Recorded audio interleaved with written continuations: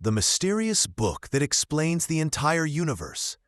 There exists a book that holds the answers to some of humanity's most profound questions: the origins of the universe, the meaning of life, and the future of humanity. It offers a detailed cosmology, describes interdimensional beings, and claims to reveal the true nature of God.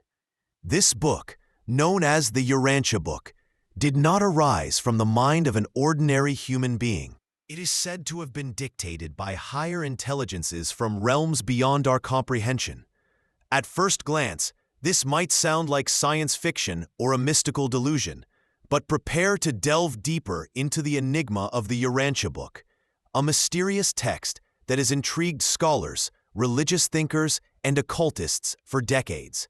What lies within its pages to stir such fascination and controversy?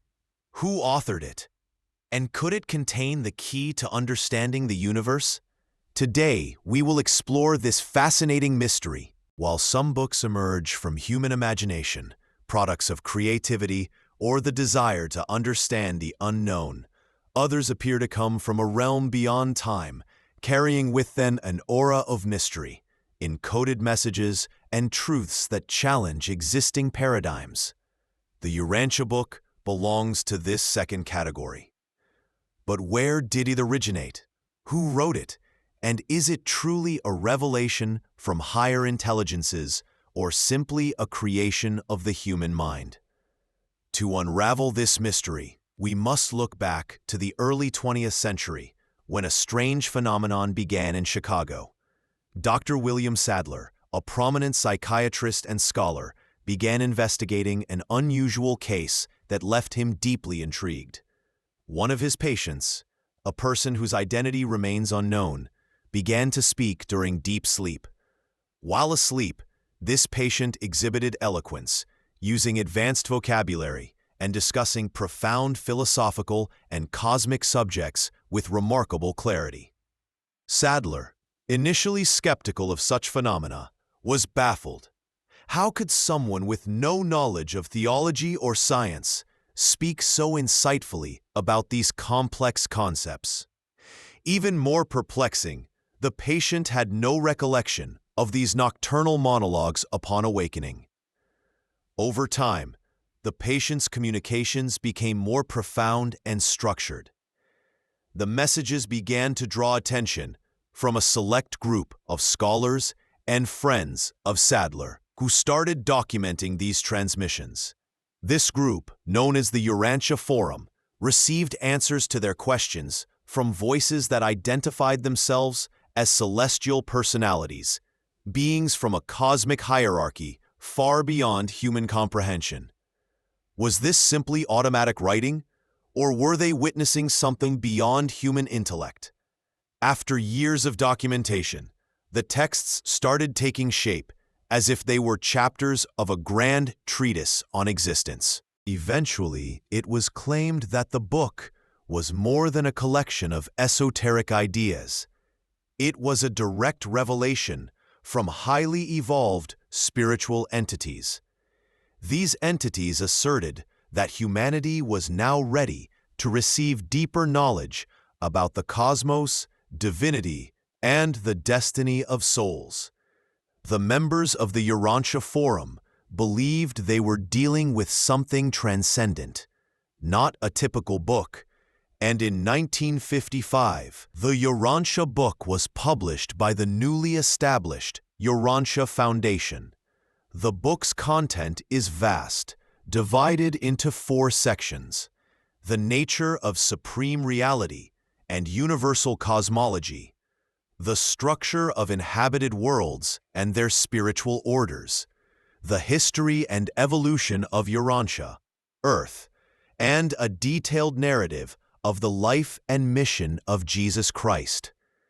Given the depth of its content, many scholars questioned how such an advanced text could have been produced by a small group of individuals. The book presents scientific and philosophical concepts that seem to anticipate discoveries that wouldn't be made until much later.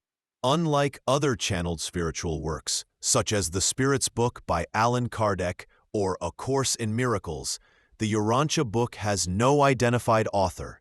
Not even the patient who received the messages was named, adding to its air of mystery. Some theorists propose that the book may have resulted from a psychological experiment conducted by Sadler and his colleagues. Could the human unconscious, in altered states of consciousness, access a collective reservoir of knowledge? Carl Jung's theory of the collective unconscious might have something to say about this. Others believe the book's complexity and internal coherence indicate that it could not have been invented by humans. The great dilemma surrounding the Urantia book is this: if it is a fraudulent creation, how can one explain its precision and coherence? But if it is indeed a divine revelation, what does that mean for humanity? The book's defenders argue that it contains truths beyond the human mind, offering a vision of God and the universe that transcends traditional religious teachings.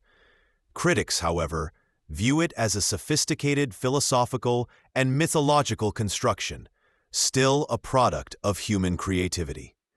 Perhaps the true value of the Urantia book lies not in its contents, but in the questions it raises. It prompts reflection on humanity's place in the cosmos and challenges deeply held beliefs.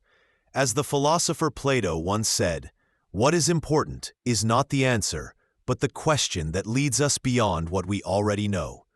The universe we perceive is but a small fragment of something far grander. Our senses are limited, science is still in its infancy, and traditional religions often offer only symbolic glimpses of a spiritual universe. The Urantia book, however, does not rely on metaphor or dogma. It offers a vast, detailed cosmology, a map of the cosmos that challenges our understanding of existence. According to the Urantia book, the universe is not chaotic or random. It is a highly organized structure inhabited by countless forms of life, energies, and higher intelligences. The planet Urantia, the cosmic name for Earth, is but a small part of a much larger scheme of cosmic evolution. But what is the true nature of this universe, and who governs it? What role do we play in this immense design? To answer these questions, we must set aside everything we think we know and explore a vision of the cosmos that could transform our understanding of reality. The Urantia book presents a model of the universe unlike anything we are familiar with. At the center is a perfect and eternal universe known as Avona, where supreme divinity dwells. Surrounding it are 7 super-universes, each governed by incomprehensible beings of great intelligence and power. Our super-universe, called Orvonton, contains the Milky Way galaxy, where Earth is located. Within this grand design, the Urantia book describes a hierarchy of evolutionary worlds and spiritual beings who guide the functioning of the cosmos. Our planet is not an isolated creation. It is part of a developmental plan that spans billions of years. This view resonates with ancient mystical traditions. The Gnostics spoke of aeons and spiritual hierarchies governing different realms, while the Hindus described lokas and talas, higher and lower worlds inhabited by various beings. The Urantia book structures this vision in a detailed and organized manner, almost like a cosmic map. Yet, if the universe is so vast and organized, why does Earth appear to be a place of suffering and chaos? According to the book, Earth is still a young planet, in the early stages of its development. Unlike more advanced civilizations, humanity is struggling to overcome its own limitations. But there is hope. Thousands of years ago, a cosmic rebellion, led by Lucifer, disrupted the evolutionary plan of the universe, affecting Earth and other developing worlds. This rebellion isolated Earth from direct communication with the higher realms, creating a kind of cosmic quarantine. While traditional religions view this event as a battle between good and evil, The Urantia Book frames it as a temporary disruption in the cosmic order. Ultimately, this error will be corrected, and humanity will resume its path of ascension. In the meantime, individuals must work on their spiritual evolution through moral development, intellectual growth, and unconditional love. The Urantia Book presents a vision of the universe as an orderly, purposeful place, governed by spiritual beings who oversee the evolution of worlds and civilizations. It asserts that every human soul has a greater destiny within this grand design. The journey does not end with death, but continues through different worlds until the soul is united with the supreme divinity. This idea mirrors many esoteric traditions. Hermeticism speaks of ascension, where the initiate elevates their consciousness to become like the gods. Buddhism teaches that the soul evolves through multiple lifetimes until it reaches enlightenment. The Urantia Book, too, proposes a path of spiritual ascension, where each individual progresses through different worlds until perfection is attained. If everything in the universe is governed by order and purpose, what does this mean for humanity? The Urantia Book suggests that humanity is in its infancy, much like a child learning and growing. Earth is only beginning its journey toward cosmic maturity. The pressing question is, are we ready to take this evolutionary leap? The book claims that humanity's progress depends on overcoming selfishness, ignorance, and materialism. As more people awaken to their true nature, their connection with the higher worlds will be restored, and humanity will once again become part of the cosmic community. The good news is that the potential for transformation lies within our hands. According to the Urantia Book, each individual holds within them the key to transformation. It asserts that every human being carries a fragment of the divine, a spark of infinite light, guiding them on their spiritual journey. As each person awakens to this truth, civilization itself ascends to a new level of existence. If the Urantia Book is right, then the universe is far more than a vast, indifferent void. Our existence has a grand purpose, and the cosmos is not a cold, meaningless expanse, but a living, conscious organism. Whether this is a genuine revelation or simply a profound philosophical construction, the book challenges us to rethink our entire view of reality. Jesus Christ remains one of the most enigmatic figures in human history. For millions, he is the Messiah, the Son of God, the Savior of the world. For others, he was a wise teacher whose message was later distorted. But what if his story is far deeper than any religious tradition has ever revealed? The Urantia Book presents a radical reinterpretation of Jesus' life, identity, and cosmic mission, one that challenges conventional beliefs and offers a vastly expanded vision. In the Bible, Jesus is portrayed as a man of miracles, parables, and ultimate sacrifice. Yet large portions of his life, especially his youth, remain undocumented. Much of what he originally taught appears to have been filtered through centuries of institutional dogma. The Urantia Book, in contrast, offers a detailed biography, his childhood, his relationships, his travels, and even the lost years before his public ministry. It claims that Jesus was not just a prophet or enlightened teacher, but the incarnation of a divine being, Michael of Nebadon, one of many creator sons in the universe. His mission was not simply to preach or to die for humanity's sins, but to experience human life in its fullness, so he could better govern his corner of creation with perfect understanding and compassion. This differs from the traditional Christian view, in which Jesus is the sole Son of God. In the Urantia cosmology, there are many such sons, each responsible for different sectors of the universe. According to this vision, Jesus came not to found a religion, but to live as a human and model the path of spiritual evolution. Only by becoming fully human, experiencing suffering, joy, love, and doubt, could he become the sovereign of his realm. This vision aligns with some Gnostic traditions, where Christ is seen more as a bringer of divine knowledge than as a sacrificial redeemer. The Gospel of Thomas, for instance, depicts him as an awakened teacher. Yet where the Gnostics claim Jesus only appeared to be human, the Urantia Book insists he was both fully human and fully divine. One of the most compelling parts of this narrative is Jesus' early life.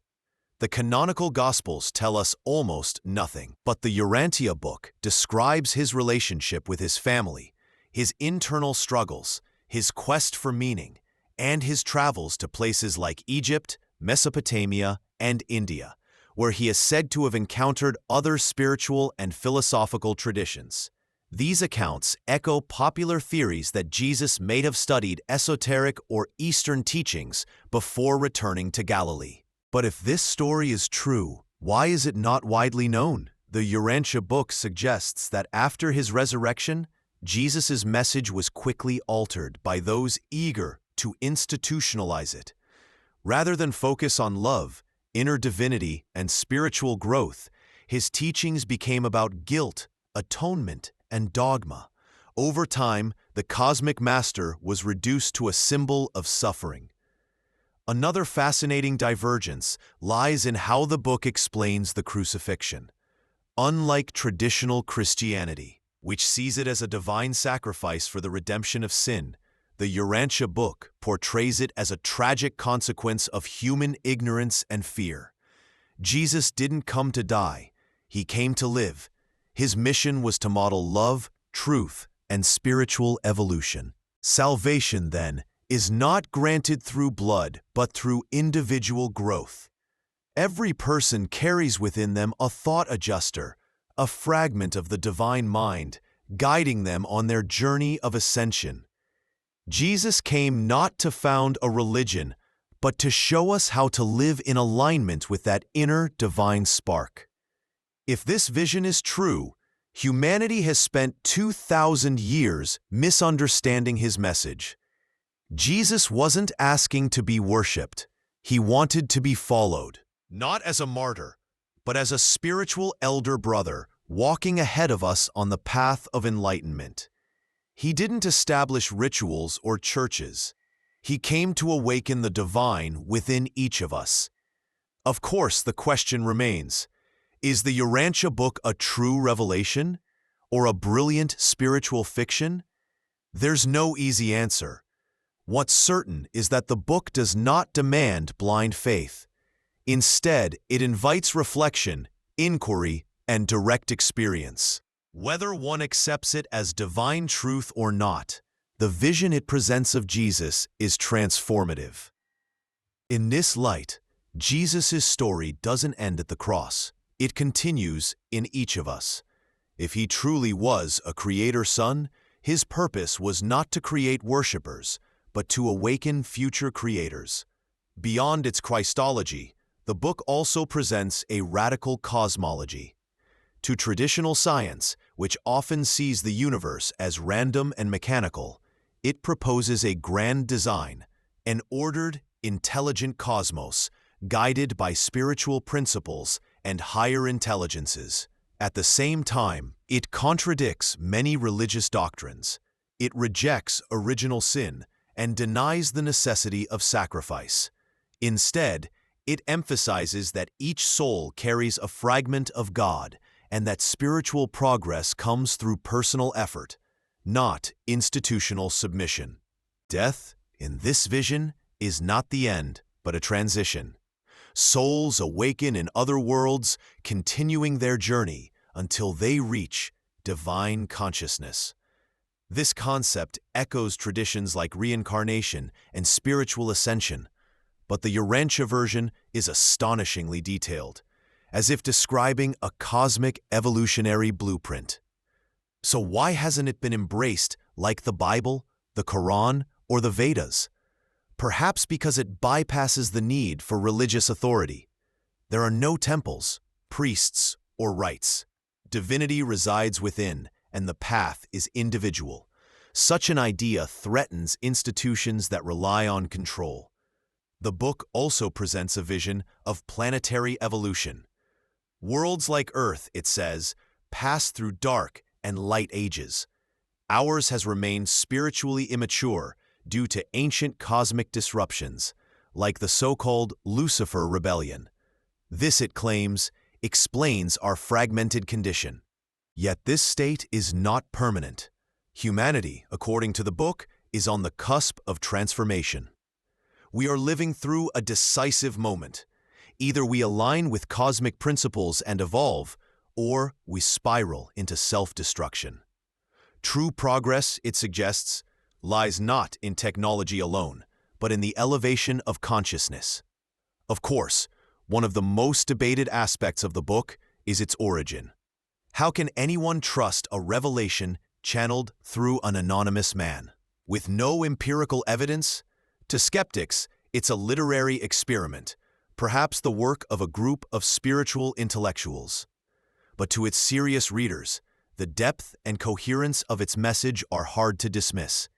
Many say it radically changed their worldview, awakening them to a new vision of life, spirit, and the cosmos.